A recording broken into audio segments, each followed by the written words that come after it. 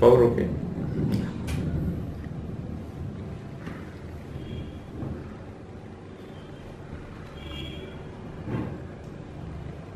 Evidence का जो ये काम है, ये इन्होंने देखा कि वैसे तो तमिलनाडु में बहुत सारा हो रहा है इस तरह का काम, जातिगत भेदभाव को लेकर उसको मिटाने के लिए खूब सारा काम किया जा रहा है, लेकिन इन्होंने कुछ अलग तरीके से करने की सोची।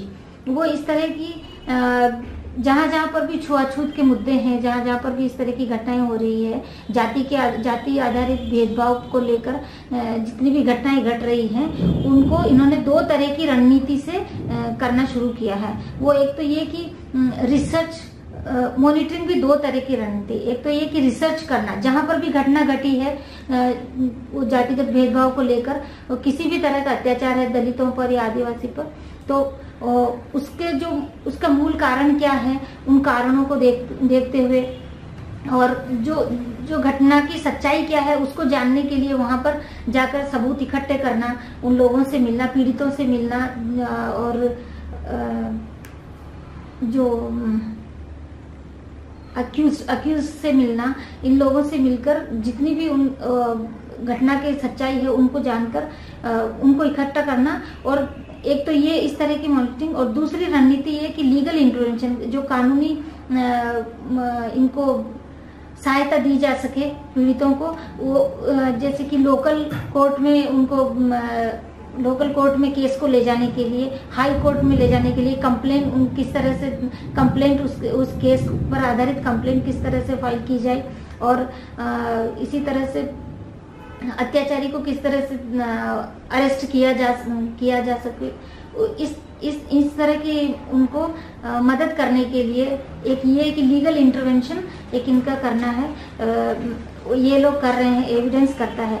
और इतना ही नहीं बल्कि जो पॉलिटिक्स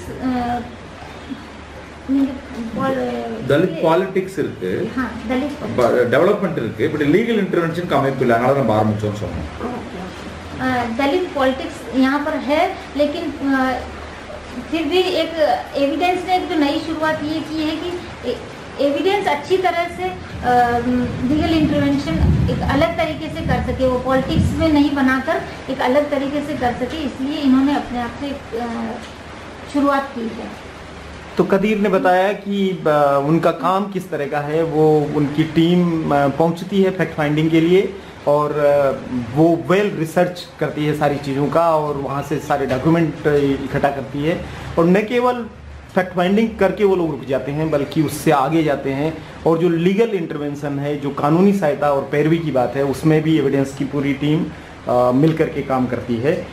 हालांकि तमिलनाडु में राजनीतिक जो दलित राजनीति है उसमें काम करने वाले लोग मौजूद हैं, वो भी काम करते हैं, लेकिन इस तरह का काम जो फैक्ट फाइंडिंग से लगा के लीगल इंटरवेंशन तक का जो एविडेंस करता है, वो अपने आप में एक प्रकार का अनूठा और अलग तरह का काम है।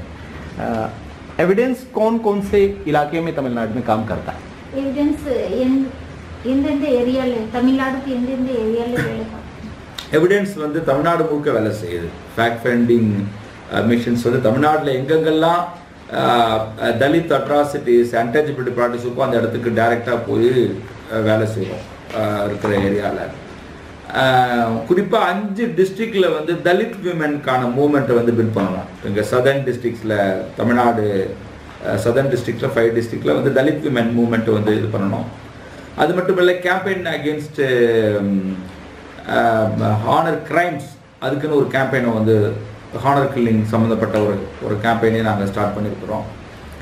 இதில் என்னென்னா இந்த எவிடன்ஸில் வந்து இப்போ 2 விதமான ஸ்ட்ராட்டஜி வந்து பார்க்கும், அந்த ஹியூமன் ரைட்ஸ் வயலேஷனில் ஃபேக்ட் ஃபைண்டிங் அந்த ரிசர்ச்சில் வந்து 2 விதமான அப்ஜெக்டிவ் இருக்குது, 2 அப்ஜெக்டிவ் இருக்குது ஃபேக்ட் ஃபைண்டிங்கில்। ஒரு அப்ஜெக்டிவ் இந்த டைரக்ட் அஃபெக்டட் விக்டிமுக்கு வந்து காம்பன்சேஷன் வாங்கி கொடுக்குறது, ஜஸ்டிஸ் வாங்கி கொடுக்குறது। இன்னொன்று வந்துட்டு ரிசர்ச் ரெண்டாவது பார்க்கும்போது அதில் வந்துட்டு பாலிசி லெவலில் ஒரு சேஞ்சஸ் வந்து கிரியேட் பண்ணுறது। இது மாதிரி ஒரு ரிசர்ச் பண்ணுறோம்னா அது எல்லாமே action orient research.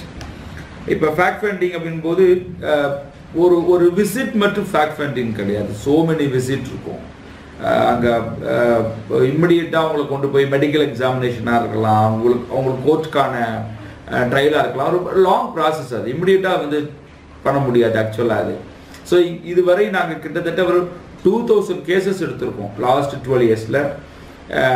Through fact finding மூலமாக 2000 கேசஸ் வந்து இங்கே இருக்குது. இது எல்லாமே டிஃப்ரெண்ட் இருக்கும். தலித் மர்டர் தனியாக இருக்கும், லேண்ட் இஷ்யூ தனியாக இருக்கும். இது எல்லாமே பார்த்தீங்கன்னா இது வந்து ஒரு இந்த கேசஸ் எல்லாமே ரோல் மாடல் கேசஸாக எடுக்கிறோம். இது வந்துட்டு ஒரு கேசஸ் எல்லாமே எடுக்கணுன்ற மாதிரிலாம் கிடையாது. நாங்கள் செலக்ட் பண்ணுறோம். அந்த கேஸ் எடுத்துனாக்கா அந்த கேஸ் வந்து பல கேஸ்க்கு வந்து முன்மாதிரியாக இருக்கும், பல வயலேஷனை தடுக்கிற மாதிரி. இதுதான் அதில் உள்ள ஸ்ட்ராட்டஜி. தமிழ்நாடு இப்போ உதாரணத்துக்கு இந்த கேம்பெயின் அகேன்ஸ்ட் அன்டச்சபிலிட்டி ஒன்று ஸ்டார்ட் பண்ணியிருக்கோம். லாஸ்ட் 3 இயர்ஸில் இந்த SC/ST permission of amendment act 2015 act 2014 முன்னாடி ஆர்டினன்ஸ் வந்தால் அதுலேருந்து ஸ்டார்ட் பண்ணோம். லாஸ்ட் 3 இயர்ஸில் கிட்டத்தட்ட 150 செமினார்ஸ் நடத்திருக்கோம். இது வந்து இந்தியாவிலேயே தமிழ்நாட்டில் தான் இவ்வளவு அதிகமான அமெண்ட்மெண்ட் ஆக்ட் பற்றின ட்ரைனிங். இந்த மாதிரி ட்ரைனிங் ஒரு பக்கம் நடத்துகிறோம்.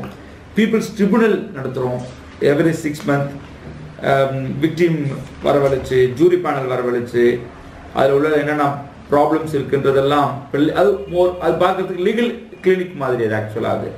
அதுக்குள்ள அவங்க சொல்லும் போது என்னென்னலாம் இன்டர்வென்ஷனல் அஃபீஷியல்ஸ் எப்படிலாம் ஃபெயிலியர் ஆனாங்க, எப்படி த்ரெட்டன் பண்ணாங்க, எல்லாமே வரும்.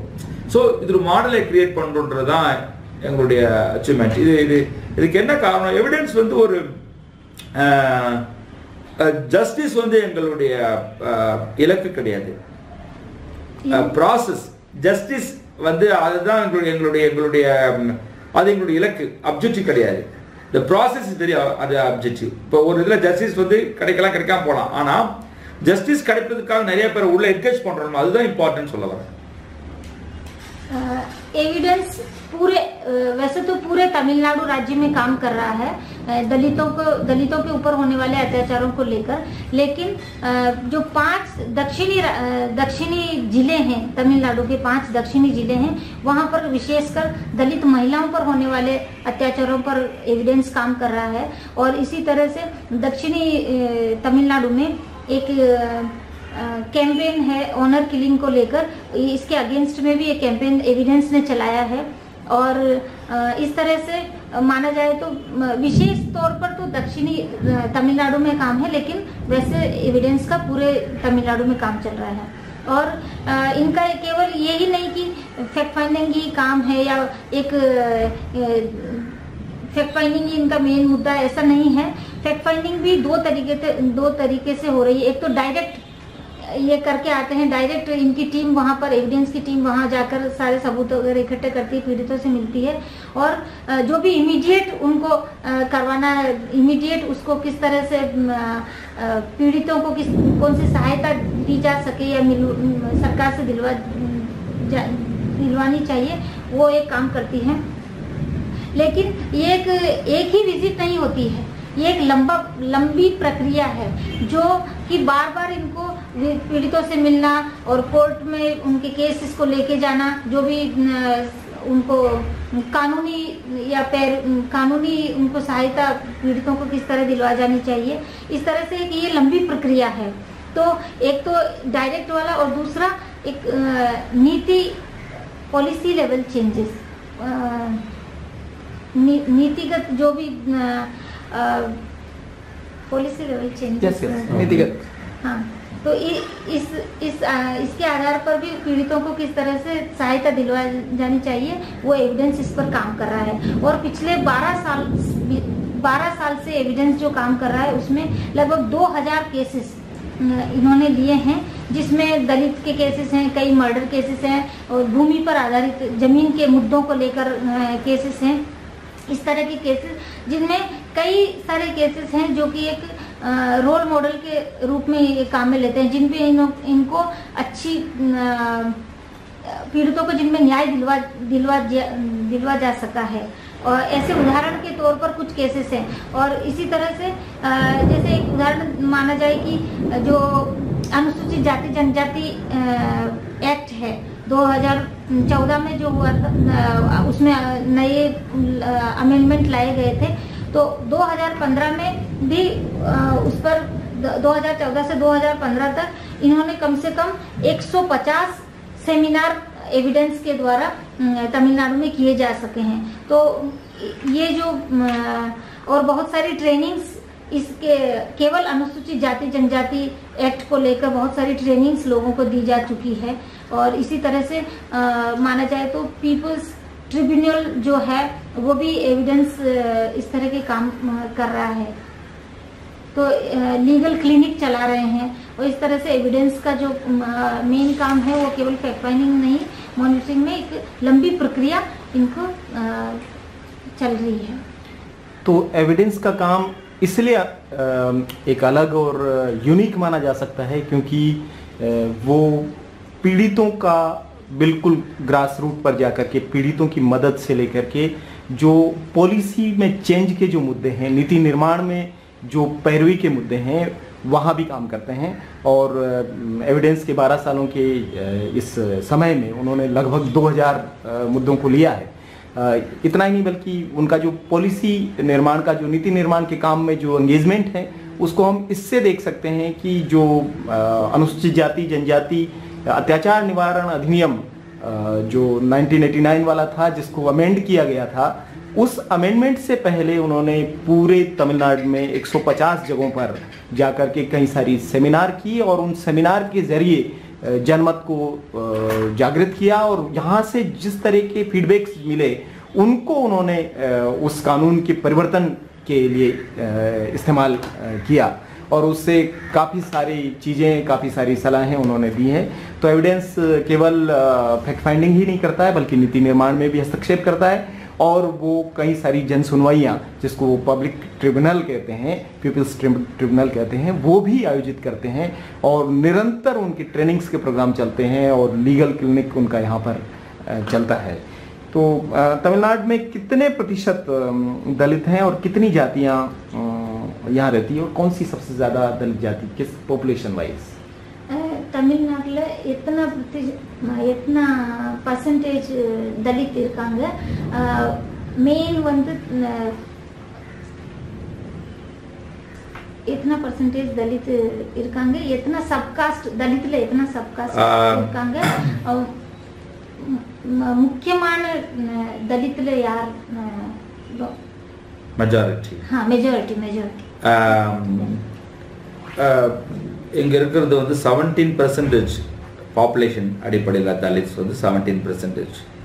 பட் ஆக்சுவலாக வந்துட்டு இன்னும் அது கூட தான் இருக்கும், அந்த பெர்சன்டேஜ் வந்து இன்னும் கூட தான் இருக்கும்.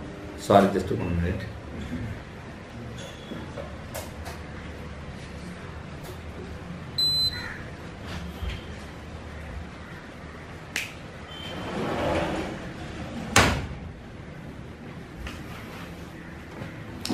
ओके, मुझे कुछ इंग्लिश में 17% பாப்புலேஷன் தலித் பாப்புலேஷன் தமிழ்நாட்டில். அதில் வந்துட்டு மொத்தம் 72 சப்காஸ்ட் இருக்குது. பட் மேஜராக பார்த்தீங்கன்னாக்கா 3 சப்காஸ்ட் இருக்குது. அதில் வந்துட்டு பறையர், பல்லர், அருந்ததியர் 3 கம்யூனிட்டி வந்து பெரிய அளவில் இருக்கிறாங்க. இந்த 3 கம்யூனிட்டியில் வந்துட்டு பறையர் கம்யூனிட்டி தான் எண்ணிக்கையில் அதிகமாக இருக்கிறாங்க.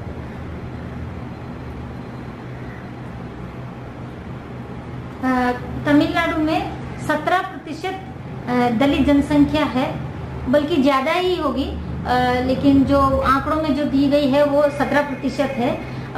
और यहाँ पर 72 उसमें सब कास्ट है, जो दलितों की है 72 जातियां हैं।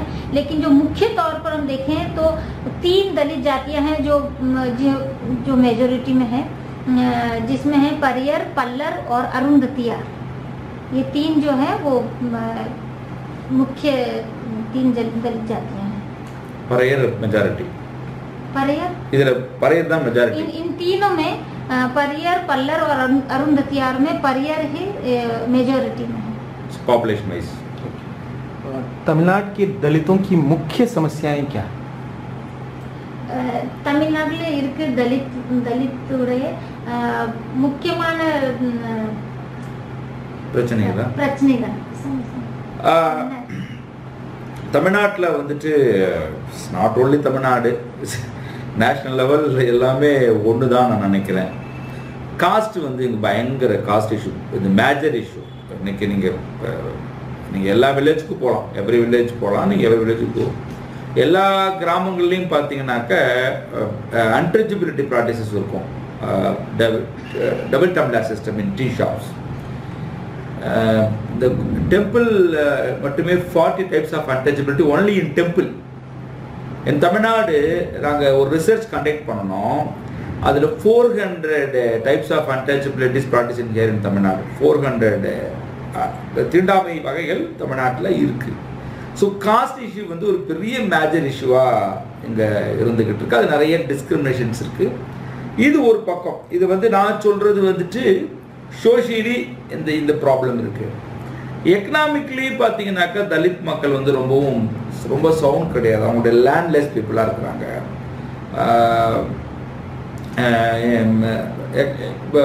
ஹவுசிங் பார்த்தீங்கன்னா ரொம்ப போராக இருக்கும். இன்ஃப்ராஸ்ட்ரக்சர் பார்த்தீங்கன்னா ரொம்ப மோசமாக இருந்துட்டு இருக்கிற மாதிரி விஷயங்கள் இருக்கு. அதுக்கப்புறம் ப்ரைவேட் செக்டாரில் பார்த்தீங்கன்னா அவங்களுடைய நிலை, எத்தனை பேர் வந்து முதலாளிகளாக இருக்கிறாங்கன்னு பார்த்தீங்கன்னா அதெல்லாம் அவங்களுடைய நிலை இருந்துக்கிட்டு இருக்கு. வெறும் அன்டச்சபிலிட்டி ப்ராக்டிஸ் மட்டும் இல்லை, அட்ராசிட்டிஸ்.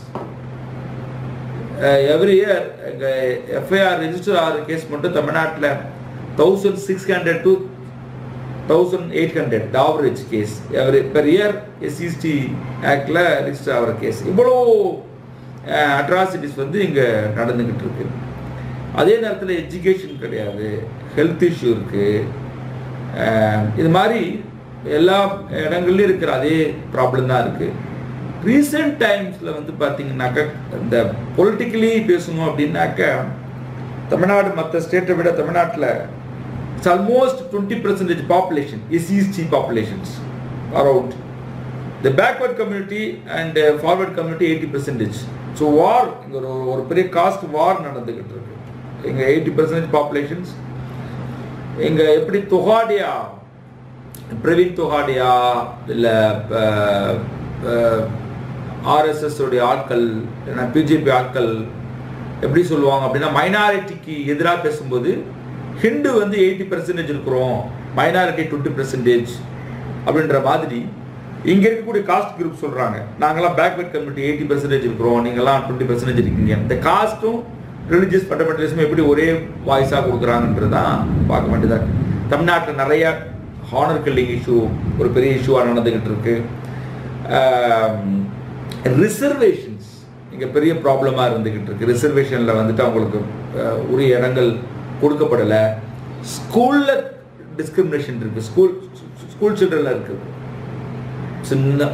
நிறைய தலித் மாடல், எக்கச்சக்கமான Dalit model. Yesterday night, last night also one Dalit model. எங்கே பார்த்தாலும் மர்டர் நடக்குது. இந்த கஸ்டோடியல் வயலன்ஸில் கூட தலித் தான் அதிகமாக இருப்பாங்க. பாண்ட் லேபர் இஷ்யூ எடுத்துக்கிட்டா தலித் தான் அதிகமாக இருப்பாங்க. சைல்ட் லேபர் இஷ்யூ எடுத்துட்டா தலித் தான் அதிகமாக இருப்பாங்க. தமிழ்நாட்டில் கொடுக்குற பிக்சர் வந்து வெளியில் இப்போ நார்த் இந்தியா கம்பேர் பண்ணி வந்து யூபி அதிகமாக இருக்குது, இல்லாட்டினா இப்போ மகாராஷ்டிரா இருக்குது, இல்லாட்டினாக்க ராஜஸ்தானில் இருக்குது அப்படின்னு சொன்னாலும் கூட இங்கே வந்துட்டு இப்போ நம்ம ராஜஸ்தான்லாம் வந்துட்டு ஓப்பனாக தெரியும். இப்போ ஹானர் கில்லிங் இருக்குது, காப் பஞ்சாயத்து இருக்குன்னா அது ஓப்பனாக இருக்குது. முன்னாடி இருந்தார்ல ராஜஸ்தானுடைய சீஃப் மினிஸ்டர் என்ன Chautala farmer chief minister Rajasthan Haryana பேர் என்ன, ஓம் பிரகாஷ் சௌதாலா. ஹரியானா ஓம் பிரகாஷ் சௌதாலா என்ன அவர் வந்து பொலிட்டிக்கலி இந்த ஹானர் கில்லிங் பேசும்போது சொன்னார், இந்த மாதிரி பெண்களுக்கு 18 இயர்ஸ் இருந்தால் ப்ராப்ளமாக இருக்குது, திருமண வயசு 16 ஆக்கினா 16 ஆக்கினா ஹானர் கில்லிங் நடக்காது, லவ் பண்ணுறதுக்கு முன்னாடி கல்யாணம் பண்ணி வச்சுட்டா ஹானர் கில்லிங் நடக்காதுன்றது. அங்கெல்லாம் ஓப்பனாக இருக்கிற மாதிரி இங்கேயும் வந்துட்டு இங்கே ரொம்ப நாகரிகமாக இருக்கும், விட மாட்டாங்க. அதுதான் இங்கே பிரச்சனை. பட் அங்கே நார்த் இந்தியாவில் வந்து இதை டைரக்டாக அட்டாக் பண்ணுறது, டைரக்ட் எஸ் நான் காஸ்ட் சிஸ்டம் இருக்குன்னு சொல்லிட்டு. பட் தமிழ்நாட்டில் வந்து அப்படின்னாக்கா இங்கே எல்லாமே ரொம்ப டெமோக்ரஸி பேசுவான். இந்த டெமோக்ரஸிக்குள்ளே ஒரு காஸ்ட் டிஸ்கிரிமினேஷன் ஃபங்க்ஷன் ஆகும். இங்கே நீங்கள் பொலிட்டிக்கல் வாய்ஸ் இப்போ என்ன பேசினாக்குள்ள உள்ள ஒரு காஸ்ட் இஷ்யூ வந்து உள்ள இருந்துக்கிட்டு தான் இருக்கும். ஒரு மேனுவல் ஸ்கேவெஞ்சிங் இஷ்யூஸ் இருக்கு. நீங்க ஒரு ஒரு ஒரு இந்த ப்ராப்ளத்தை சில ப்ராப்ளம் வந்து அட்மினிஸ்ட்ரேஷன் ஆஸ்பெக்ட்ல பார்க்கவே முடியாது. இங்க வந்து போலீஸ் ஸ்டேஷன் நிறைய ஃபங்க்ஷன் ஆகல, கோர்ட் சிஸ்டம் வந்துட்டு நம்மளுக்கு கன்வெக்ஷன் ரேட் கம்மியா இருக்கு, இல்லை ஹியூமன் ரைட்ஸ் கமிஷன்ஸ் ஒன்றும் செய்யல, இல்லை கவர்மெண்ட்டுடைய பாலிசி ஒன்றும் செய்யல, இது எல்லாமே வந்து அட்மினிஸ்ட்ரேஷன் விஷயம்.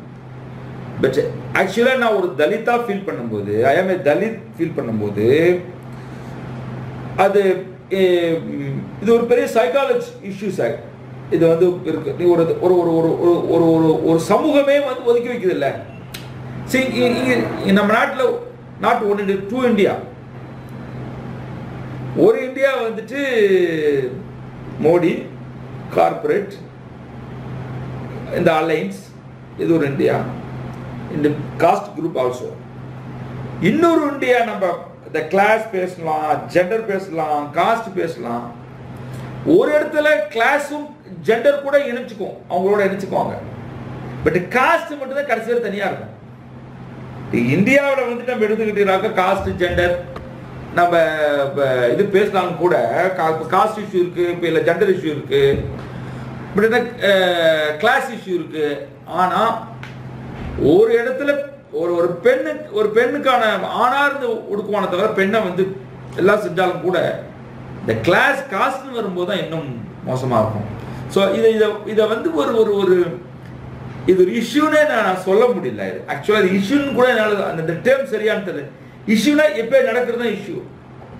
இந்த ஸ்ட்ரக்சரே எங்கே இருக்கு, அது எப்படி இஷ்யூன்னு சொல்ல முடியும்?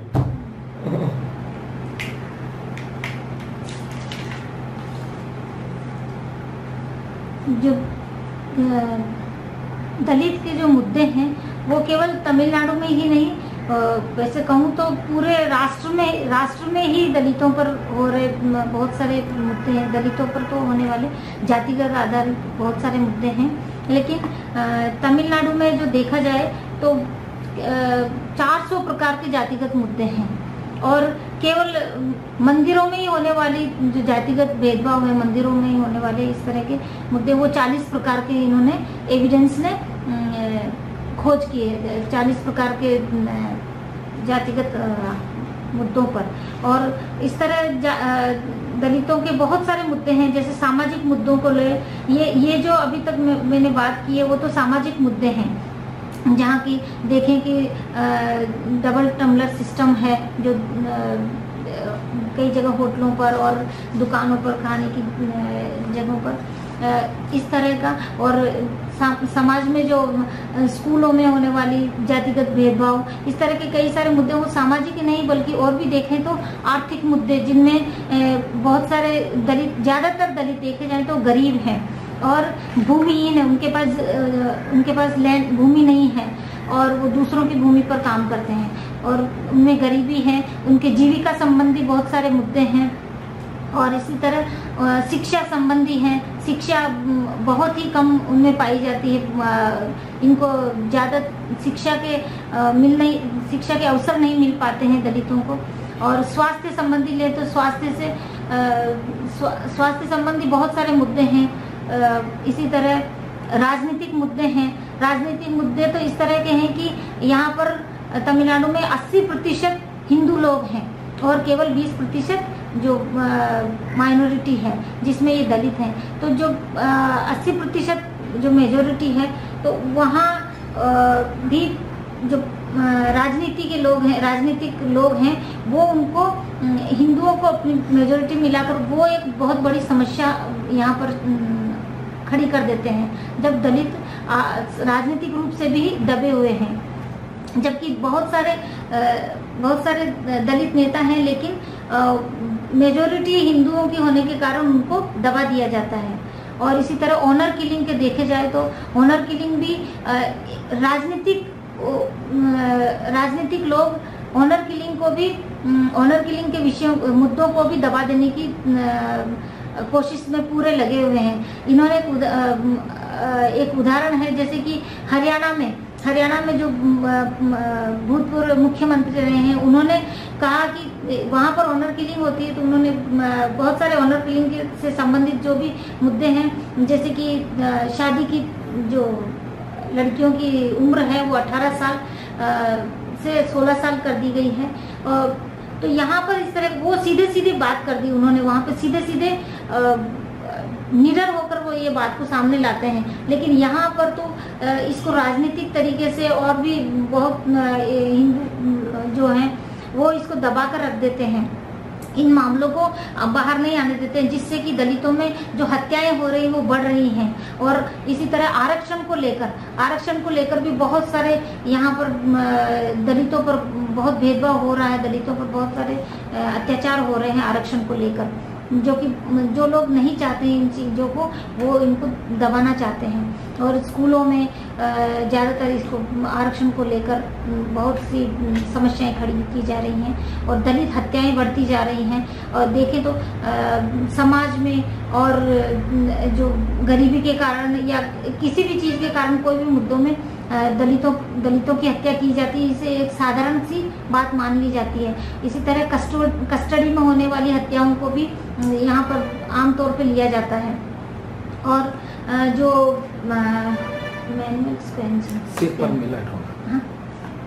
सिर पर मेला ढोने की जो प्रथा है वो भी यहाँ पर तमिलनाडु में फैली हुई है। इस पर भी बहुत कुछ किया जाना बाकी है जो कि नहीं हो पा रहा है। तो एविडेंस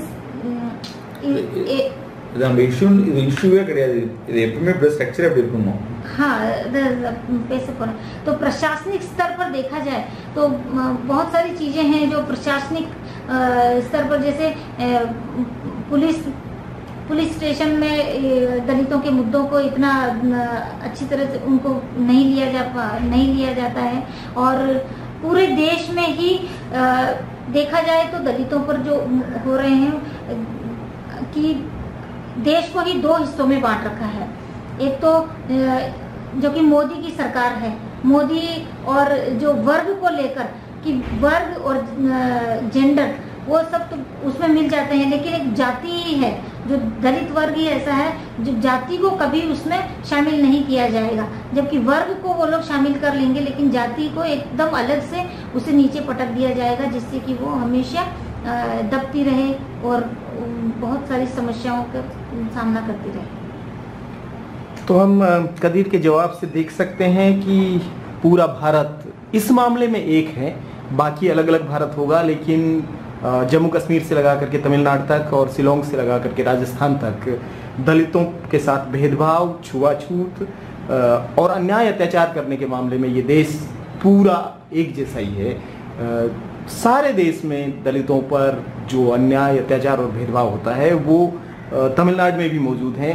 और बहुत हैरत की बात है कि तमिलनाडु जहां पेरियार का मूवमेंट रहा वहां पर 400 तरह की छुआछूत उन्होंने पाई है, और अकेले मंदिरों में ही 40 तरह की छुआछूत के मामले हैं।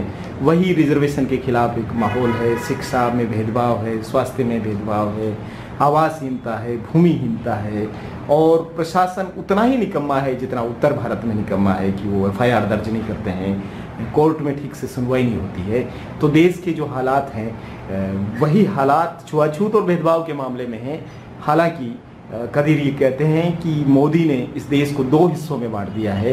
एक इंडिया है जिसमें कारपोरेट के लोग हैं और वो पूरा मजा ले रहे हैं इस देश का, और एक तरफ गरीब हैं जो अपना पूरी तरीके से सब तरह के जो उनके अधिकार हैं, उनके हक हैं, वो उनसे वो निरंतर वंचित होते जा रहे हैं। तो इसके अलावा उन्होंने एक और चीज़ जो कही, खासतौर पे जो बात उठाई और हरियाणा का भी उदाहरण दिया इंटरकास्ट मैरिज को लेकर के। तो एक और सवाल है कि तमिलनाडु में खासतौर पे इंटरकास्ट मैरिज की वजह से ऑनर किलिंग के बहुत सारे मामले हो रहे हैं। तो ऐसा क्यों हो रहा है कि दलित युवा, खासतौर पे दलित यूथ इसको लेकर के मारे जा रहे हैं? இதில் ஏன் தலித் யூத் வந்து எதுக்கு அவங்க பாதிக்கப்படுறாங்க, அவங்க வந்து கொல்லப்படுறாங்க. இந்த காஸ்ட் சிஸ்டம் தான். காஸ்ட் சிஸ்டத்துக்குள்ள வந்துட்டு பார்த்தீங்கன்னாக்கா ஒரு ஹானர் கில்லிங் நடக்கிறதுக்கான ரீசன்ஸ் அப்படின்னு பார்த்தீங்கன்னா, ஒன்று காஸ்ட்டு, கிளாஸு, ஜெண்டர், அதுக்கப்புறம் பார்த்தீங்கன்னாக்கா அதுக்குள்ளே இருக்கக்கூடிய ரிலிஜியஸ் ஃபண்டமெண்டலிசமும் ஒரு முக்கியமான ஒரு காரணமாக இருக்கலாம். ஏன் கொல்லப்படுறாங்க அப்படின்னா அந்த காஸ்ட் பியூரிட்டி, ஒரு இங்கே இருக்கக்கூடிய ஒரு பெண்ணுடைய உடம்பை, ஒரு விமன், ஒரு பெண்ணுடைய உடம்பை வந்து பியூரிட்டியாக பார்க்குறது, பெண்ணுடைய உடம்பை வந்து பியூரிட்டியாக பார்க்குறது, அதை வந்து ஒரு தலித் இளைஞன் தீண்டிட்டாக்க அது வந்து காஸ்ட் வந்து பியூரிட்டி போயிடுச்சு, இம்பியூரிட்டி ஆயிடுச்சுன்னு நினைக்கிறான். இப்போ ஒரு மித்து இருக்கு. இப்போ நான் என் டாட்டர், ஐ எம் நான் தலித், என் டாட்டர் என் காஸ்டுடைய பியூரிட்டி எப்படி காப்பாற்றணும் அப்படின்னா என் காஸ்ட் ஆணுக்கு கல்யாணம் பண்ணி கொடுத்தாதான். அது ஒரு தலித் பையன் தீண்டிட்டாங்கன்னா அது காஸ்ட் பியூரிட்டியே போச்சு நினைக்கிறான். அதனாலதான் கொல்ல முயற்சி பண்றாங்க. அப்ப இந்த காஸ்ட் பியூரிட்டி வந்து அடிப்படையான காரணம். அந்த அளவுக்கு புனிதம் தான் இதுல கட்டப்பட்டிருக்கு. பெண்ணுடைய உடம்பை வந்துட்டு ஒரு காஸ்ட் மேனேஜ்மெண்ட் சிஸ்டமா ஃபங்க்ஷன் ஆகுது. பெண்ணுடைய உடம்பை அப்படி பார்க்கறான், ஒரு விமன் பாடி அப்படி நினைக்கிறாங்க. அதனாலதான் வந்து என் பொண்ணை துருட்டியா உனக்கு கொன்னுடுவேன் அப்படின்ற அளவுக்கு இருக்கிறாங்க. தமிழ்நாட்டில் அரௌண்ட் 300 கன்னி சாமிகள், கன்னி தெய்வங்கள், விமன் காட்ஸ். இந்த விமன் காட் எல்லாம் யாருன்னு பார்த்தீங்கன்னா ஹானர் கில்லிங்காக கொலை செய்யப்பட்ட பெண்கள். இவங்க எல்லாமே ஹானர் கில்லிங், இவங்க எல்லாமே கொலை செஞ்சிருவான். கொலையை பண்ணிட்டு சாமி ஆக்கிடுவான். ஒரு பெண்ணை கொன்னுட்டு அந்த பொண்ணு வந்து இப்போ முத்தாலம்மன் ஒரு எக்ஸாம்பிள், முத்தாலம்மன் நேர் கம்பம் பெரியகுளம். அந்த முத்தாலம்மன் வந்துட்டு ஒரு காஸ்ட் கேர்ள், ஒரு தலித் பாயை லவ் பண்ணாங்க. 400 இயர்ஸ் பேக் இந்த ஸ்டோரி, 400 வருஷத்துக்கு முன்னாடி நடந்தது. அந்த பையனை கொண்டுட்டாங்க, அந்த பொண்ணையும் கொள்றாங்க. அந்த பொண்ணு வந்து கனவுல வரா. உடனே பயந்துக்கிட்டு அந்த பொண்ணை வந்து சாமி ஆக்கிடுறாங்க. ஸோ இந்த மாதிரியான ஒரு காஸ்ட் சிஸ்டம் தான் இங்க அடிப்படையான காரணமா இருக்கு. जो ऑनर किलिंग के मामले को लेकर दलितों की जो दलित युवाओं की जो हत्याएं हो रही है, उनके जो कारण को देखा जाए तो एक तो जाति, वर्ग और जेंडर, और इतना ही नहीं रिलीजियस जो धार्मिकता को लेकर भी बहुत ये हत्याएं हो रही है। यहाँ पर देखा जाए तो जो हिंदुओं की जो मानसिकता है वो ये है, हिंदुओं की नहीं बल्कि सभी लोगों की ये मानसिकता है कि जो उनकी कास्ट की पवित्रता है वो महिलाओं के शरीर को लेकर है। महिलाओं के शरीर की पवित्रता जब तक बनी रहेगी जब तक कि वो अपनी ही जाति में उनकी शादी नहीं हो जाए। वो यदि उस जाति, वो कोई दलित जाति के लड़के से यदि उसकी शादी की हो गई या वो उसने प्रेम विवाह कर लिया है तो इससे उनको लगता है कि उनका पूरा ही जो उनकी पूरी ही जाति अपवित्र हो गई है। इसलिए वो हत्याएं बढ़ रही है युवाओं की। वो तुरंत वो दलित का हत्या कर देते हैं। यहाँ पर देखा है तमिलनाडु में कम से कम 300 देवियां हैं, जो 300 देवियां हैं जो कि ऑनर किलिंग के ही मामलों को लेकर उनको देवियां बना दिया गया है। जैसे कि एक उदाहरण दिया है कि 400 साल पहले की बात है, यहाँ पर एक जो मुत्तालम्मन जो एक देवी जिनको माना गया है, उसको एक दलित व्यक्ति से प्रेम हो गया था। और जब उनकी जाति के लोगों को जब उस मुत्तालम्मन की जाति के लोगों को पता चला तो उन्होंने उस दलित की हत्या कर दी थी। और इसको கனவுல வந்துட்டு வந்த உடனே எங்க தனக்கெல்லாம் பிரச்சனை வந்து பயந்துட்டாங்க. அந்த கனவுல வர ஆரம்பிச்சுட்டு அந்த பொண்ணு இறந்த பிறகு அந்த பயத்தினால எங்க நம்ம குடும்பத்துக்கு ஆயிடுமோ, 2 பேருக்கு கொல்லப்பட்டாங்க. அவங்க 2 பேரும் கொண்டுட்டாங்க. அந்த பொண்ணுக்காக அந்த பையனுக்கு சாமியாக்க மாட்டாங்க.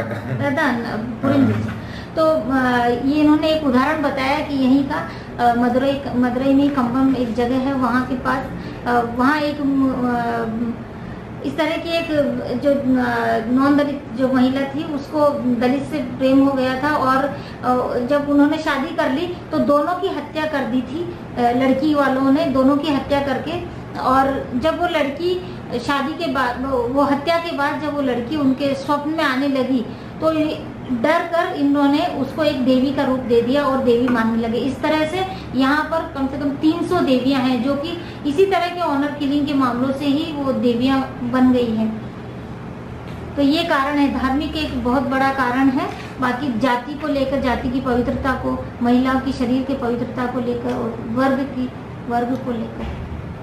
तो जातीय शुद्धता और जाति की व्यवस्था को बरकरार रखने के लिए जाति में ही शादी का जो मनुस्मृति का विधान है उसका ठीक से पालन करने की कोशिश पूरे भारत में होती ही है और तमिलनाडु भी उससे अछूता नहीं है, उसका अपवाद नहीं है।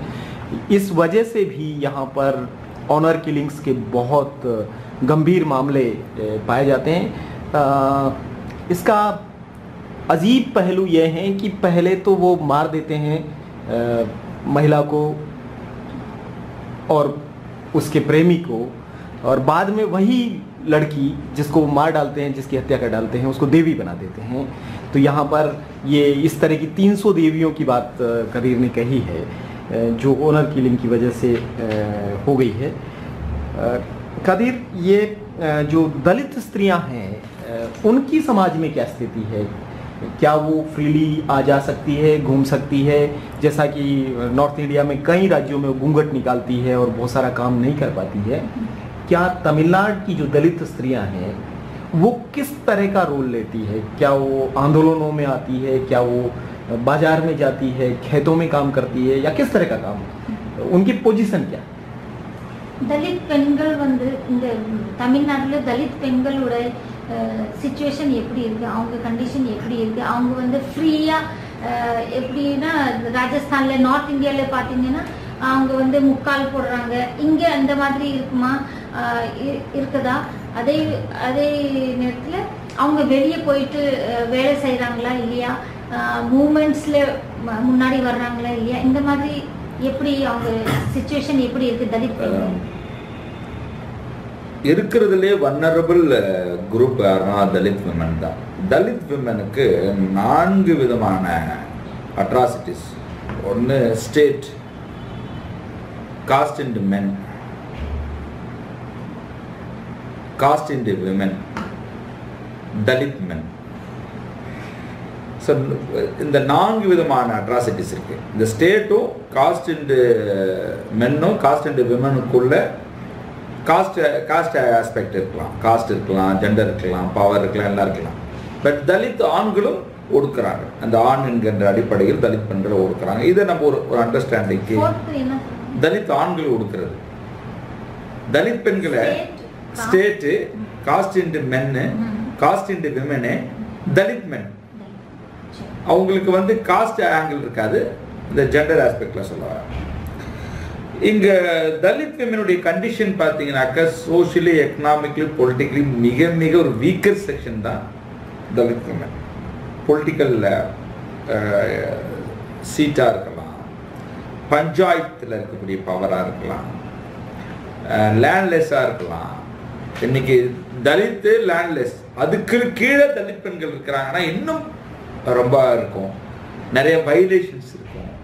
இப்போ ஹானஸ்டாக நான் ஷேர் பண்ண விரும்புகிறேன். ஒரு ஒரு ஒரு சேரிக்குள்ள ஒரு தலித் மேலே நடத்துகிற அந்த வன்முறை அப்படின்னு பண்ணும்போது காஸ்ட் சிஸ்டம் கொடுக்குற அந்த வன்முறையை வந்து அவன் டிரான்ஸ்ஃபர் பண்ணுறான் தலித் பெண்கள் மேலே. அது இன்னும் வந்து ஏன் அப்படி இருக்குன்னா, அப்போ தலித்தான் இன்னும் கொடுமையாக பண்ணுறானாக்க மற்ற பெண்களுக்கான இருக்கிற சுதந்திரம்னா அந்த விமன் அப்படின்ற ஆஸ்பெக்ட்ல வந்துட்டு எல்லா விமனையும் ஒன்னா பார்க்க முடியாது. இங்கே ஃபெமினிசம், நிறைய ஃபெமினிஸ்ட் குரூப்பை நான் கிரிட்டிக் வைக்கிறேன். அவங்க என்ன சொல்றாங்கன்னா விமன்னா விமன் அப்படின்றாங்க. விமன்னா விமன் சொல்ல முடியாது. தலித் விமனுக்கு இன்னும் ப்ராப்ளம் அதிகமாக இருக்கு. எல்லா ஜெண்டர் விமனோட அவங்களை கொண்டு போய் சேர்க்க முடியாது. அவங்களுக்கு இன்னும் சிக்கல் இருக்கு. அவங்களுக்கு மோர் அட்டென்ஷன் கொடுக்க வேண்டியது இருக்கு. எத்தனை பேர் வந்துட்டு இன்னைக்கு எத்தனை பேர் தலித் விமன் கலெக்டராக இருக்கிறாங்க, தலித் விமன் எஸ்பியாக இருக்கிறாங்க, கவர்மெண்ட்டுடைய ஜாப்பை பிடிச்சிருக்காங்க, இல்லை ரிசர்வேஷனை ஃபுல்லாக பண்ணியிருக்கிறாங்க. எத்தனை பேர் வந்து லேண்ட் விஷயமா இருக்காங்க, எத்தனை பேர் பெட்ரோல் பேங்க் கான்ட்ராக்ட் இருக்குது, இல்லை எத்தனை பேர் வந்துட்டு ப்ரைவேட் செக்டரோட டீல், எதுவுமே ஒன்றும் கிடையாது Dalit women. But Rajasthan compare பண்ணும்போது, இல்லைன்னா நார்த் இந்தியா கம்பேர் பண்ணும்போது தமிழ்நாட்டினுடைய தலித் விமனுக்கு இருக்கக்கூடிய மிகப்பெரிய பாசிட்டிவ் என்ன அப்படின்னா, வைப்ரண்ட் இந்த பொலிட்டிக்கல் வாய்ஸ் கொடுக்குறது தலித் விமனுடைய பவர்ன்றது வேற எங்கேயுமே இருக்காது. தமிழ்நாட்டில் வந்து அது ஒரு not only Tamil Nadu, Andhra, Karnataka and Tamil Nadu, 3 குரூப்புக்கு உள்ள தலித் பெண்களுடைய அந்த பவர்ன்றது ரொம்ப பவராக இருக்கும். அது என்ன காரணம் அப்படின்னா, நீங்க எந்த வில்லேஜ்குள்ள போகலாம், ஈவன் நீங்க எல்லா வில்லேஜ்க்கு போங்க, காஸ்ட் அண்ட் விமன் வந்து பேச மாட்டாங்க, ஆனால் தலித் பெண்கள் வந்து பேசுவாங்க. அந்த ஓப்பன் ஸ்பேஸ்ல வந்து பேசுவாங்க, சுதந்திரமா தங்களோட கருத்தை சொல்லுவாங்க. அந்த மாதிரி இருக்குது. தலித் விமன் வந்து ஒரு இன்னைக்கு நீங்க பஞ்சாயத்துல எடுத்துக்கிட்டீங்கன்னாக்க, நிறைய பஞ்சாயத்து நான் ஆய்வு பண்ணி பார்த்தேன். தலித் பெண்களுடைய தலைமையில் உள்ள பஞ்சாயத்துல வந்து ஒரு அச்சீவ்மெண்ட் இருக்கு. பயங்கர காஸ்ட் குரூப் மிரட்டினாலும் அப்படியாப்பட்ட ஒரு பவர் வந்து அவங்கள்ட்ட இருக்குது. இதுல என்ன 2 விஷயம் நான் பார்க்கிறேன். ஒரு பக்கம் நிறைய டிஸ்கிரிமினேஷன்ஸ், அட்ராசிட்டிஸ், அதுக்கப்புறம் இருக்கக்கூடிய இஷ்யூஸ் நிறைய இருக்குது. இது எஜுகேஷன் இஷ்யூவா இருக்கலாம், என்ன வேணாம் அப்படின்ற மாதிரி இஷ்யூ இருக்கலாம். ஆனால் அதை கடந்து சாதிக்கிற தலித் பெண்கள் வந்து ஒரு எனர்ஜெட்டிக்கா நான் பார்க்கிறேன். என்னை பொறுத்தவரை வந்து தலித் ஆண்களை விட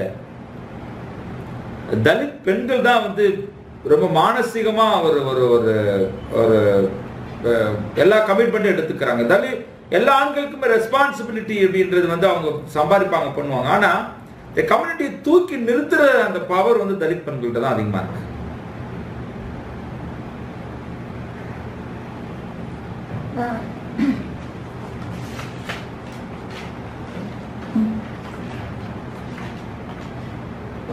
दलित महिलाओं की जो स्थिति है वो यहाँ पर तमिलनाडु में क्या 4 तरीके से चार स्तर पर देखी जाए तो दलित महिलाओं की स्थिति बहुत ही अत्यंत दयनीय है।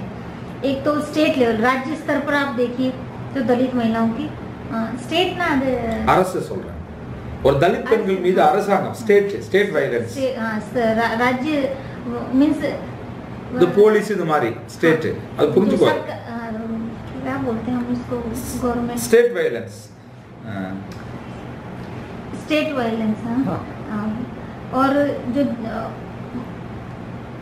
दलित पुरुषों के मन में जो जाति कास्ट इन द मैन, पुरुषों के मन में जो जाति है, ऐसा कह सकते हैं कि तमिलनाडु की स्त्रियां 4 स्तर के अन्याय, अत्याचार और भेदभाव सहती है। एक है जो राज्य द्वारा प्रायोजित है, एक है जो पितृसत्ता का है जिसमें जातिवादी पुरुष करते हैं, एक है जिसमें जातिवादी महिलाएं करती है, और एक है जो दलित पुरुष खुद।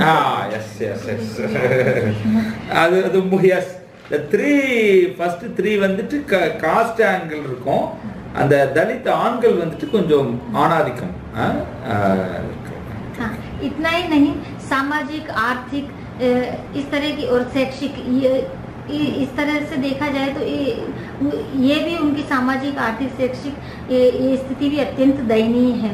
और मैं चाहूँगा कि जो फेमिनिस्ट जो लोग हैं वो फेमिनिस्ट जितने भी काम कर रहे हैं तो मैं तो उनके खिलाफ इसलिए हूँ क्योंकि वो दलित महिलाओं को भी सामान्य महिलाओं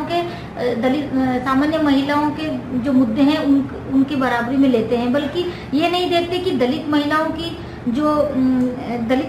जो मुद्दे हैं वो बहुत ही अलग तरीके के हैं। उन्हें एक सामान्य महिलाओं के उसमें मुद्दों के साथ में नहीं लिया जा सकता, क्योंकि यदि हम देखें तो जो जितने भी ऊंचे ऊंचे पद हैं, जितनी भी बड़ी बड़ी नौकरियां हैं, उनमें कहाँ दलित महिलाओं की भागीदारी है। आप देखिए कि जो राजनीतिक है और ज़्यादा जो प्रशासनिक नौकरियों में है, वहाँ पर दलित महिलाओं की भागीदारी नहीं मिल पाएगी, क्योंकि इन सभी जगहों पर उनके साथ भेदभाव किया जा रहा है। तो वहाँ पर उनको दलित महिलाओं को किसी प्रकार का स्थान नहीं दिया जाता है। और ये जो आपने कहा कि राजस्थान में या नॉर्थ इंडिया को देखे, खासकर राजस्थान की महिलाओं से यदि हम कंपेयर करें तो यहाँ की महिलाओं उस मामले में यहाँ की दलित महिलाओं की जो शक्ति है वो अधिक है। वो बोलने में और उनके अंदर की जितनी भी उनकी जो भड़ास है वो जरूर निकालती है। आंदोलन में दलित आंदोलन में विशेष करके इनकी भागीदारी अधिक है। ये जो 3 राज्य हैं, आंध्र प्रदेश, कर्नाटक और तमिलनाडु, यहाँ पर दलित महिलाओं की जो आवाज़ है वो बहुत ही शक्तिशाली है। वो अपने जितने भी उनके ऊपर किए जाने वाले अत्याचारों के बारे में वो खुलकर बोलेंगी। तो इस मामले में वो उनकी जो जवाबदारी है वो उसे पूरी तरह से निभाएंगी। उनकी पूरी भागीदारी इन मामलों में जरूर है। इतना दलित पुरुष भी इतना नहीं करते जितना कि दलित महिलाएं इस मामले में अपनी आवाज़ उठाएंगी। तमिलनाडु ईवी रामासामी पेरियार की धरती मानी जाती है और पूरा देश का बहुजन, दलित और मूल निवासी जो आंदोलन है वो पेरियार को अपने आइकॉन के रूप में देखता है। उस पेरियार की जमीन पर दलितों की हालात क्या है, या पेरियार का क्या असर दलितों पर है या अन्य समाजों पर यहाँ पर है? தமிழ்நாடு வந்து பெரியாரோட ஒரு மூமெண்ட், பெரிய ஒரு மூமெண்ட் தமிழ்நாடுல இருந்துச்சு, பெரியார் மூமெண்ட். அந்த பெரியாரோட இப்போ இன்னைக்கு இருக்க சிச்சுவேஷன்ல பெரியாரோட மூமெண்டா அந்த மூமெண்ட்டுக்கு அஃபெக்ட் அது இப்போ எப்படி போயிட்டு இருக்கு? See, இந்த பெரியார் மூமெண்ட்டுடைய பாசிட்டிவ் நெகட்டிவ்ல பார்க்கும்போது ஆன்டி பிராமணிக்கல் மூமெண்ட்டை ரொம்ப வைப்ரண்டா பெரியார் மூமெண்ட் பண்ணாங்க. பிராமணனுக்கு எதிராக அப்படின்ற விஷயத்த பண்ணாங்க. இது வந்து ஸ்ட்ராங்கா பண்ணாங்க. பட் எது ஸ்ட்ராங்கா பண்ணல அப்படின்னா தலித் எம்பவர் பண்றதுல ஸ்ட்ராங்கா பண்ணல. அந்த பெரியார் மூமெண்ட்டுடைய Brahmin versus backward community, OBC அப்படிதான் நின்றுருக்கு. இதுல வந்து தலித்ஸ் வந்து காணும், நோ தலித்ஸ். இதான் இதுல உள்ள ஃபெயிலியர். இப்ப நான் என்ன சொல்றேன், பிராமின் நான் Brahmin issue is old. Now Dalit நான் தலித் இஷ்யூ இதுதான் இப்போதைக்கு. இப்ப நம்ம இப்படிதான் பேசுவோம். பிராமின் நான் பிராமின்ல ஓல்டு பேஷனா மாறிடுச்சு. அது பண்ணிட்டு இருக்கிறாங்கன்னு சொல்லிட்டு தமிழ்நாட்டில் வந்துட்டு 3% வந்து Brahmin, only 3%. The 3% the Brahmin and the after independence, சுதந்திரத்துக்கு பிறகு இந்த சமயத்தில் 50, 51, 52ல the reservationல பார்த்தீங்கன்னா 95-96% இந்த பவர்ஸ்ல இருந்ததெல்லாம் பிராமின் இருந்தாங்க. நான் சொல்றது 1951, 52ல. அதுக்கப்புறம் ரிசர்வேஷன் பாலிசி இதெல்லாம் வந்த பிறகு பேக்வர்ட் கம்யூனிட்டி இங்க வந்து மெஜாரிட்டியா வந்தாங்க. தமிழ்நாடுல வந்துட்டு reservation 69% reservation Tamil Nadu, 69% reservation Tamil Nadu, backward community 30%, MBC most backward community 20%, SC 18, tribal 1. So 69% in Tamil Nadu, SC 18 and tribal வந்து 1%. என்ன ப்ராப்ளம்னா இவங்க வந்து எனக்கு புரியல. But Dalit movement only caste eradication அப்படின்னு பேசினாங்க. Periyar movement the Brahmanical eradication பேசினாங்க. The difference between Dalit movement and the Dravidian movement. The Dravidian movement the political voice only in anti Brahminical structure and Dalit group only in anti caste system. Totally eradicate பண்ணணுன்றதா தலித் மூவ்மெண்டோட வாய்ஸா இருந்துச்சு. இது வந்துட்டு அப்படி பார்க்கும்போது the backward community பர்பஸ் என்பது ஒன்லி அவங்களுடைய டெவலப்மெண்ட் மட்டும் இருந்துச்சு. பட் தலித் மூவ்மெண்ட்டுடைய பெர்ஸ்பெக்டிவ் வேல்யூஸ் தான் வந்துட்டு டோட்டலா வந்துட்டு இந்த எராடிகேஷன் நடக்கணும் அப்படின்றது தான். ஸோ இந்த பொலிட்டிக்கல் வாய்ஸ்ல டிஃப்ரெண்ட் வந்து வருது. அது ஒரு ஒரு ஒரு ஒரு அப்படி பிராமின் மூவ்மெண்ட்ன்றாங்க. ஐ அக்ரி, நான் ஒத்துக்கிறேன். பிராமணிசம் மோஸ்ட் ஒரு ஒரு மோசமான சிஸ்டம்ன்றது நான் ஒத்துக்கிறேன். ஏன் என்னுடைய கொஸ்டின் என்னன்னா பிராமணிசம் மோசம். இப்ப என்ன இருக்குன்னா இந்த சூத்ரா கம்யூனிட்டி, பேக்வர்ட் கம்யூனிட்டி ஒரு மர்டர் பண்றான். இந்த Dalit murder by Shudra, Dalit murder by Kshatriya. But அவன் என்ன சொல்றான், no I am not in murder. Brahminism அவன் பேசுறான், பிராமணிசம் பண்ண சொல்லிச்சு நான் பண்றேன்றான். இவன் எப்ப ரியலைஸ் பண்றான்றதான் கேள்வி. அதை ரியலைஸ் பண்ண வைக்கிறதுல இது வந்து கொஞ்சம் ஃபெயிலியர் ஆயிடுச்சு. ஸோ பேக்வர்ட் கம்யூனிட்டி டெவலப்மெண்ட் மட்டும்தான் இருந்துச்சே தவிர தலித்துடைய டெவலப்மெண்ட்ல இதை கம்பேர் பண்ணும்போது அவ்வளவா இல்லை. இதான் நான் கிரிட்டிக் வைக்கிறேன். So I am not critic, நான் பெரியாரை கிரிட்டிக் வைக்கல, பெரியாரை கிரிட்டிக் வைக்கல. C even Periyar he is a non-Dalit. Suppose in Ayodhadasa Pandidar, he is a Dalit, and Rattamali Srinivasan, இவங்கெல்லாம் Dalit. So 1981 அப்ப அம்பேத்கர் பிறந்தார், அந்த 1981ல. பட் அதுக்கு முன்னாடியே வந்து இது காஸ்ட் எராடிகேஷனுக்கு நிறைய வேலை செஞ்சது அயோத்திதாச பண்டிதர், ரட்டமலை சீனிவாசன், both Dalits.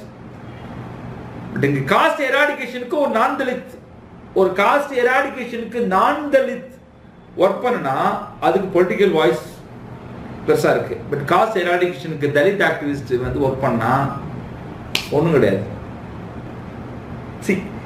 இங்க ஜஸ்டிஸே வந்துட்டு டிஸ்கிரிமினேஷனா இருக்கு. இப்ப warrior Dalit, suppose I am a நான் தலித், ஒரு காஸ்ட் விஷயத்துல நீங்க both are working with, but you only in your face only in எல்லாம் வைப்ரண்டா வரும் நேஷனல், பட் தலித் ஃபேஸ் வராது. எல்லா இடங்களும் இது எல்லாமே இந்த மூவ்மெண்ட் வந்து ஒழிச்சு காட்டினா இது பண்ணாங்க. இது வந்து கிரிட்டிக் கேட்கிறேன், பாசிட்டிவ் நிறைய இருக்கு, பட் கிரிட்டிக் இதுல இருக்கு.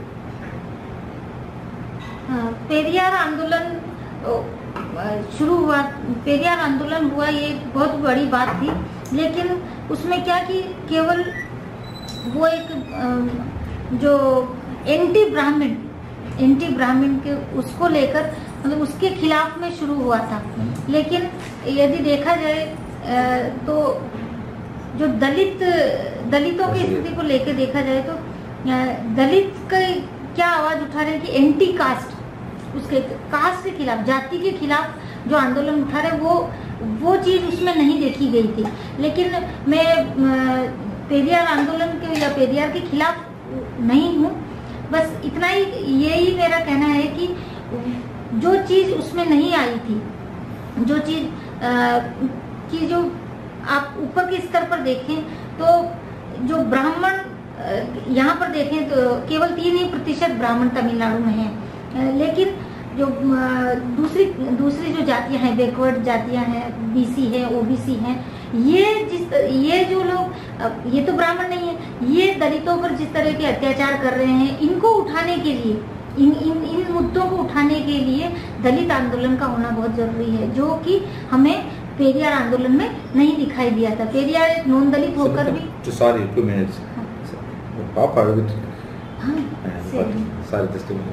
तो आप इस चीज को, तो जो पेरियार आंदोलन था वो एंटी ब्राह्मण था, लेकिन दलित जो है, दलितों का जो आंदोलन है, या आप देखें तो इसको ये एंटी कास्ट, जाति के खिलाफ है.